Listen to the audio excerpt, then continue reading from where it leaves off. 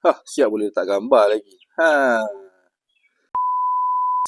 Okay, so hari ni saya diberi peluang untuk tunggang uji sebuah skuter Maxi daripada Kymco.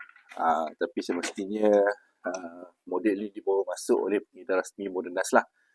Okay, so hari ni saya nak bawa motosikal ni pergi kerja. Ini dia. Skuter AK550 premium daripada Kymco.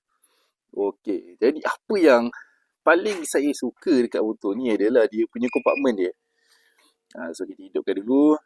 So cara nak buka dia, dia ada button macam piano dekat sini. Kita tekan kat sini. Lepas tu kita angkat.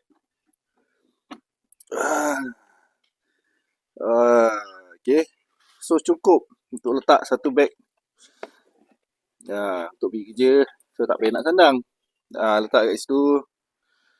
So tutup. Jadi apa lagi yang menarik kat sini? So dekat sini kita ada button untuk buka tangki minyak dia. Ni tangki minyak dia. So dekat sini siap boleh letak gambar lagi.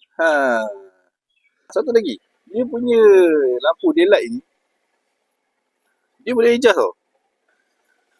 Dia ada switch kat sini. Lampu daylight.